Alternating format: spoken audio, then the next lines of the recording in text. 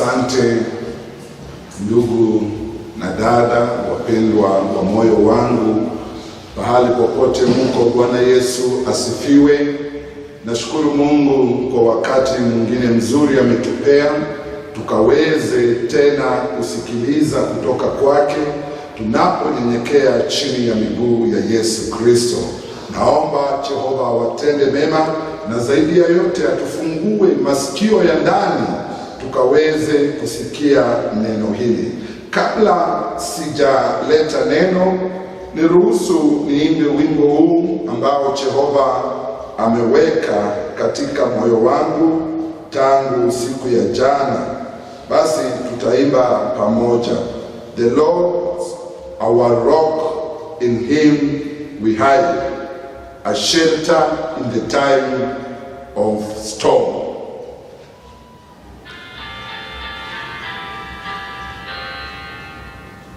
The Lord's our rock, in him we hide, a shelter in the time of storm. Secure water, he'll be tied, a shelter in the time of storm.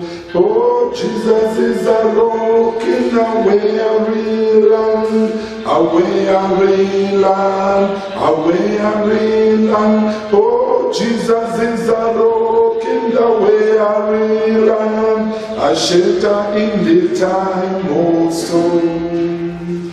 A shade by day, defense by night, a shelter in the time of storm. No fears alarm, no foes affright, a shelter in the time of storm. Oh, Jesus is a rock in a weary land, a weary land, a weary land. Oh, Jesus is a rock in a weary land, a shelter in the time of storm. The raging storm may round us beat, a shelter in the time of storm. Jesus, a shelter in the time of storm. Oh, Jesus is a rock in a weary land, a weary land, a weary land.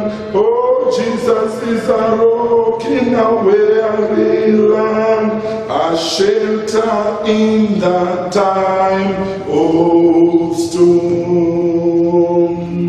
How I pray God to be a shelter in the time of storms. Now, allow me to go to the Word of God, and I humble myself before the feet of Jesus Christ as I bring this Word to us. We are continuing with the series of teachings which will take about 4 weeks, and we are trying to see about sin.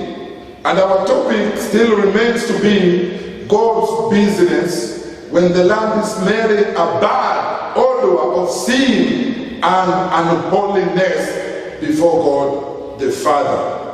My good people, it is very important for us to know that sin is a bad thing.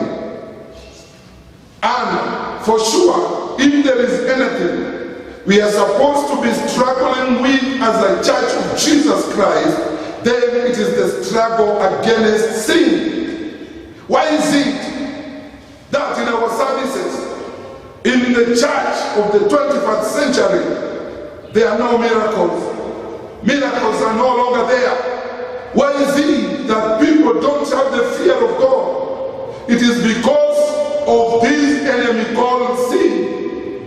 And when we read from the book of Isaiah, chapter 59, verses 1 to 3, and verses 13, the word of God says, Behold, the hand of the Lord is not shortened, that it cannot save, neither is ear heavy, that it cannot hear. 2, but your iniquities your iniquities, your sins have separated you and God, and your sins have hid his face from you, that he will no longer hear you. Verses 3, for your hands are defiled with blood, and your fingers with iniquities. Your lips have spoken lies, your tongue has muttered. You've spoken sober things, for none called for justice, nor any pleaded for truth. They trust in vanity and speak lies.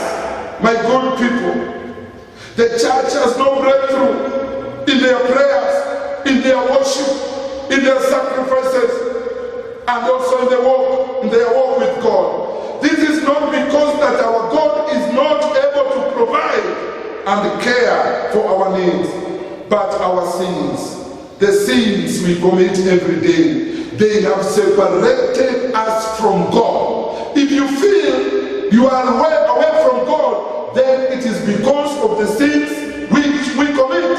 And as a church, we must stop everything we are doing to face sin and remove it through repentance, being sorrowful for our sins, so that we can mend the broken relationships we have with our God, so that we can inherit the vast wealth of God in his kingdom.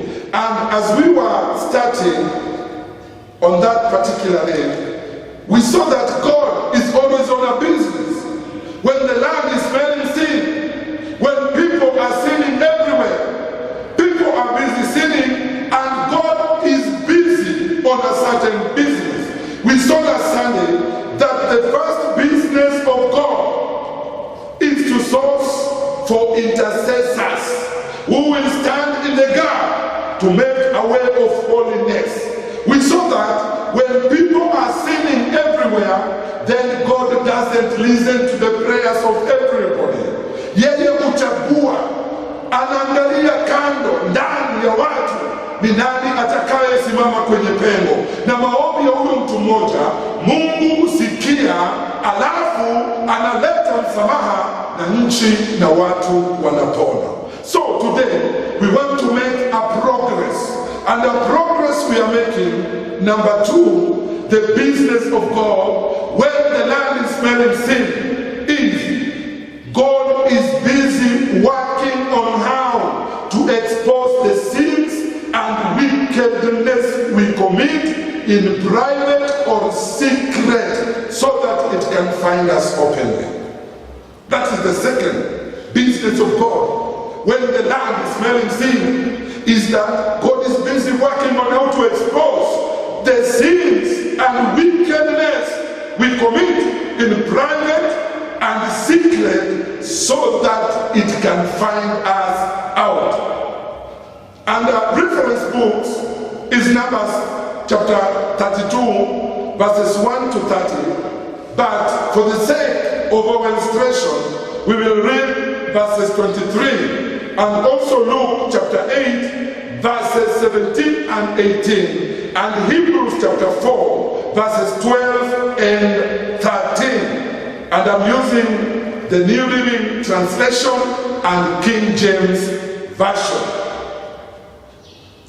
When people are sinning, or when there is a lot of sin and wickedness, which people are doing, then the abundance of the grace of God ceases. The grace of God never stands where there is sin. The grace of God will not be seen where people are committing wickedness. What is grace? Grace is the unmerited favor. Although we don't deserve, but when we continue sinning, then the unmerited favor is removed. My good people, I want us to know that the culture of sin is a wall and a barrier between God and mankind. As much as humankind or human beings would like God to help them,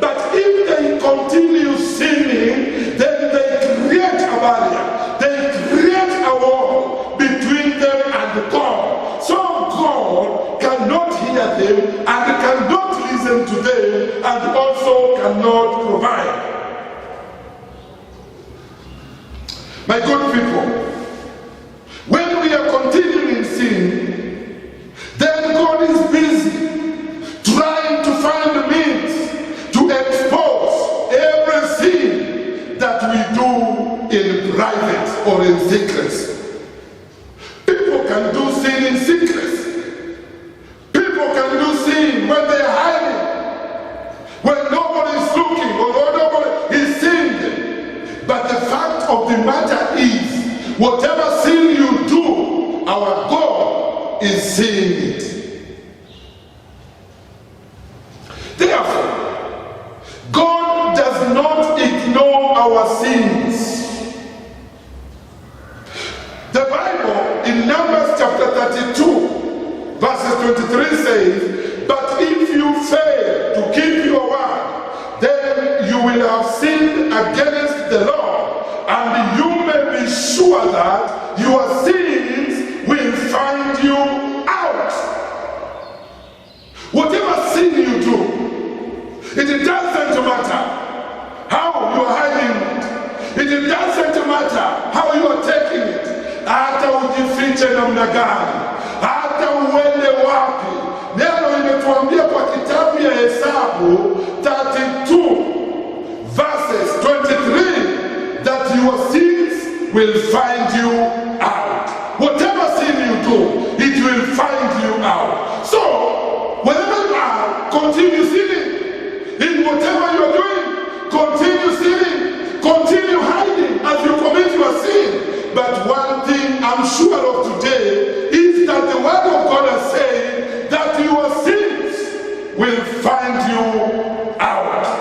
Habakkuk chapter 1, verses 12 to 13 says, "O Lord my God, my Holy One, you are eternal. Surely you do not plan to wipe us out. O Lord our Lord, you have sent these Babylonians to correct us, to punish us for our many sins." Verse 13, "But you are pure. Your eyes are too pure, and you cannot stand the sight of evil. You will wink at their treachery. Should you be silent when the wicked swallow up more righteous people than they?" Brethren, God will not keep quiet when people are sinning. He's never quiet when people are sinning. Sins, it will find us out. God says that when you continue sinning, He will send the Babylonians. He will hand you over to the Babylonians. Who are these Babylonians? Biblically, Babylonians means that they are sinful people. The city, the land of Babylon, it had full of sinful people. They were full of pride. They were committing a lot of idolatry. They were oppressing others.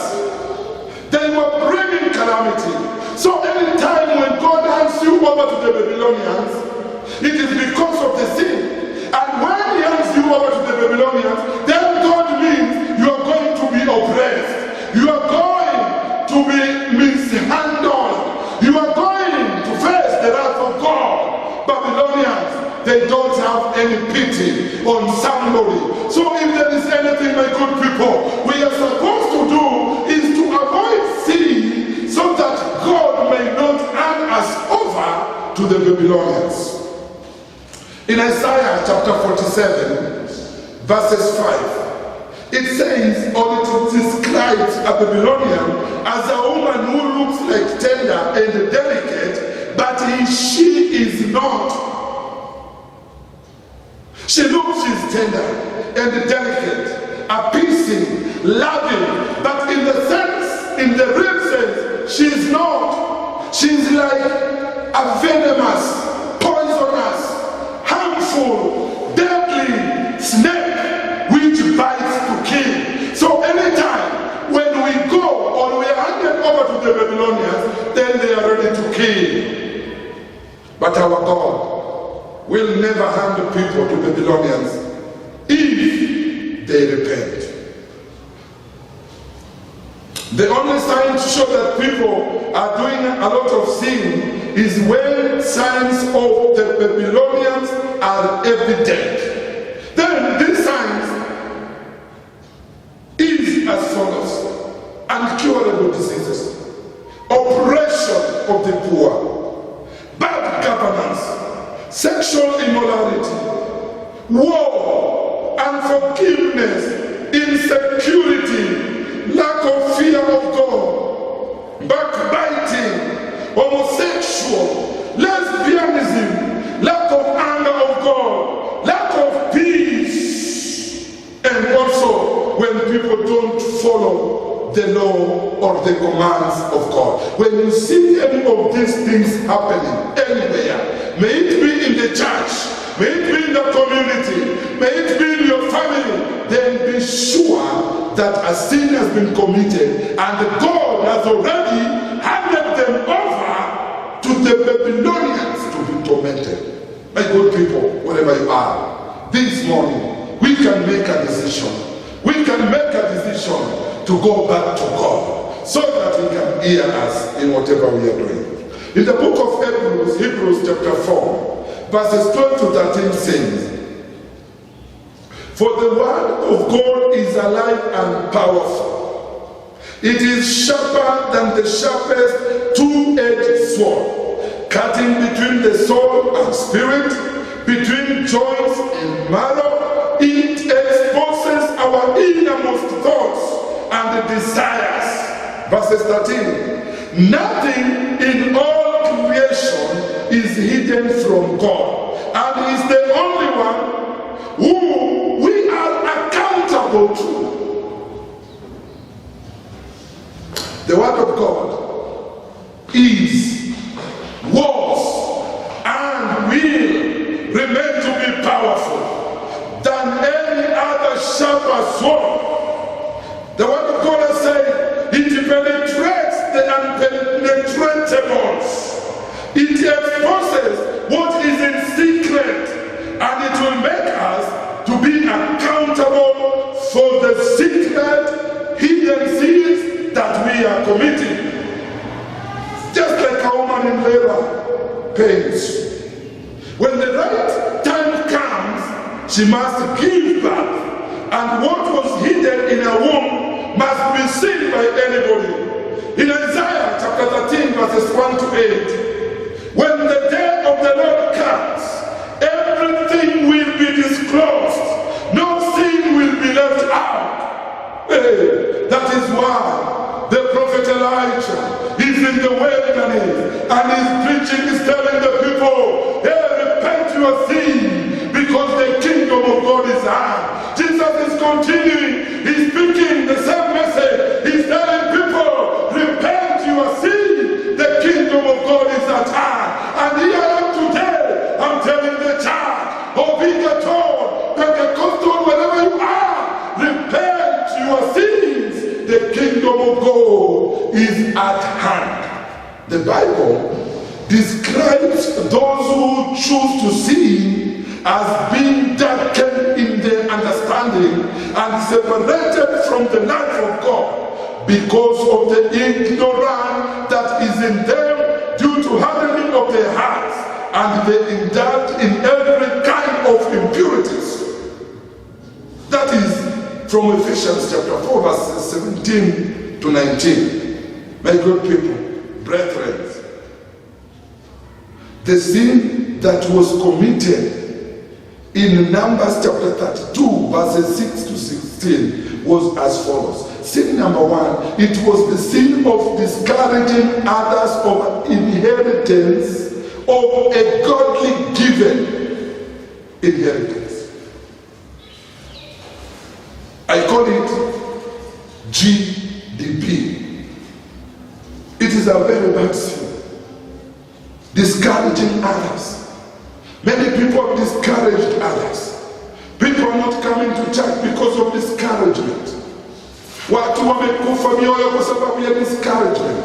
Discouragement is our powerful weapon that the devil uses. So when you see somebody trying to discourage another person, then that person is acting in as an agent of the devil. And the discouragement, it has killed many hopes. Sin number 2 which they committed, it is the sin of disloyalty and displeasing God in verses 13. When we are disloyal to God, it rekindles the wrath of God, and as a result of it, he sends the following punishment. Disloyalty to God. It will make God to send the following punishment. Punishment number 1. Unnecessary death. Number 2, retardation of progress. You start a project, haitaendelea. Unaanza vema, unakuishia njiani. Ni kwa sababu of the sin of disloyalty to God. And another one is an blessed generation. There are so many people whose generations they are never blessed. And when I say blessed, I don't mean being blessed with money. You can be blessed with money, but still your generation suffer the wrath of God. So the only thing is for us to be loyal to God. The sin of disloyalty to God is a bad sin. We must do away with it. And another one is the sin of gluttony. In verses 16 to 18. Now, what is gluttony? Gluttony means to gulp down or swallow, meaning overconsumption of drink, food, or wealth items, particularly as status symbol in Christianity. It is considered a sin. If the excessive desire for food causes it to be withheld from the needy, you take so much. You love yourself more than others. That is a bad sin. The word of God says, think of others the way you think yourself you are. Take others to be important the same way you think you are important. Usifinyilie mtu mpendwa, usione mtu ni bure. That is gluttony. You want to be fast in everything. You want to get the lion's shares in everything. You want to be heard by everybody. That is gluttony. And that is what is destroying people. As a result of it, corruption is there. And when corruption comes, everything dies. There is corruption in the secular world. There is corruption in the church. There is corruption in the family. There is corruption in the place of work. Corruption is everywhere. In the Bible condemns corruption. And corruption comes as people love gluttony. Let us avoid gluttony in the name of Jesus. Gluttony includes an excessive desire of pleasure. And when we read in Proverbs 23 verses 1 to 3, if you are given to gluttony, do not cause his delicacies, for that food, it is a deceptive. My good people, as I conclude today, the sin we do in secret or private eventually affects others. In Luke chapter 8 verses 17, the word of God says, and this is a parable of a lamb. The word of God says, for all that is in secret will eventually be brought into the open, and everything that is concealed will be blown to the light and made known to all. Verses 18. So pay attention to how hear, to those who listen to my teachings, more understanding will be given. But for those who are not listening, even what they think they understand will be taken away from them. That is the word of God. Now, brethren, we are living and mixing freely. Therefore, whatever we do as sin in private or in secret places will affect other people also. I want us to know, any sin we commit, it has consequences. Any sin we do, it has consequences. Everything a sin which you do, consequences are there. And when we read in the book of Romans chapter 23, chapter 6 verses 23, the word of God says, for the wages of sin is death, but the free gift of God is eternal life through Jesus Christ our Lord. Therefore, everything created as a sin from which it propagates itself. Anything created came from somewhere. Any sin committed came from somewhere. And when we read in the book of Genesis, chapter 1, verses 11, and verses 21, and verses 25, the word of God says, then God said, that is Genesis chapter 1 verses 11. Then God said, let the land sprout itself with vegetation, every sort of seed bearing fruit. Those things will then provide the kinds of plants and trees from which they come. And that is what happened. In verses 21, so God created sea creatures and everything living in it in the sea, and every sort of bird, each producing offsprings of the same kind. And God saw that it was good. In verses 25, the word of God says, God made all sorts of wild animals, livestock and small animals, each able to produce offsprings of the same kind. And God saw that it was good. Therefore, whatever you plant is whatever you will harvest. You cannot commit a sin in private or secret and expect not to reap a harvest of its consequences. Through our association with others, those around us can be blessed or hurt by association with them, with you. And the choices or actions you make, both private and publicly. The Bible tells us what we do in private as sin, to be sure that it will find us. It will find us one day, and God will expose that.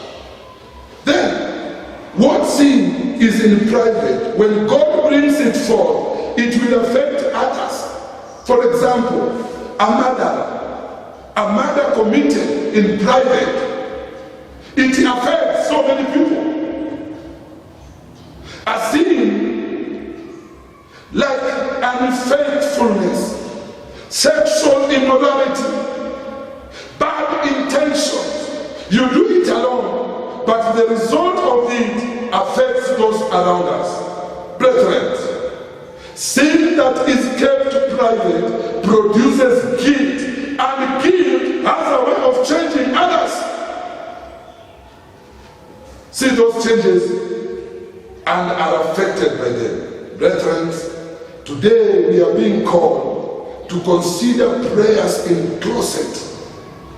The way the book of Matthew chapter 6 verses 6 and verses 18, and pray for what we do as sin in secret, because God will pay for it. As I come to you, I conclude with Matthew chapter 6 verses 6, which says, but when you pray, go away by yourself, shut the door behind you, and pray to your Father in heaven privately.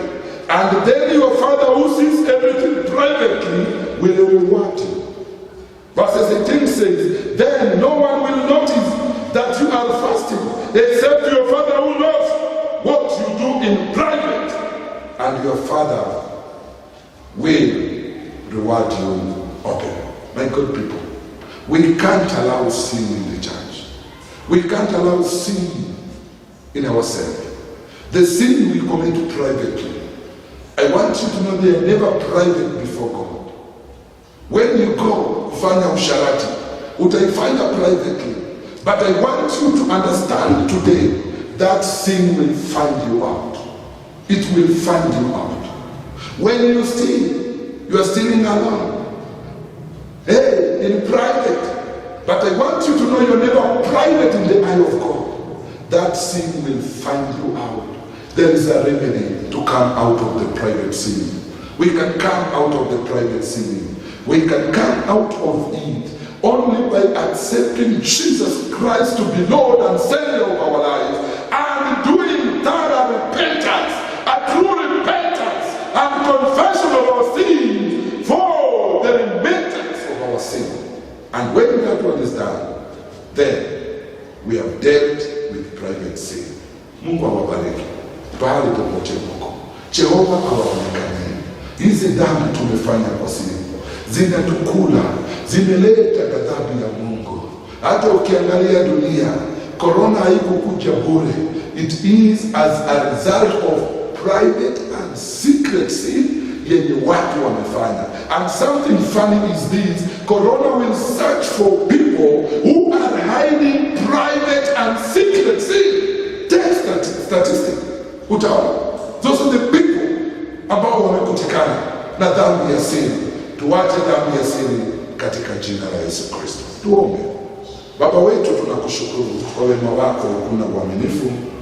Asante kwa kuwa Mungu na Baba kwa maisha yetu. Tunatubu dhambi zote za siri. Chochote tumefanya kwa siri. Mfalme, umetuonesha leo hii sio siri mbele yako. Wewe unaona chote. Na twende wapi tukukimbie wewe? Hakuna penye tutaenda. Tukienda chini kuzimu wewe uko. Baba, tukijificha namna gani wewe unatuona? Ni kukuja tu mbele zako na kutubu kila dhambi zote.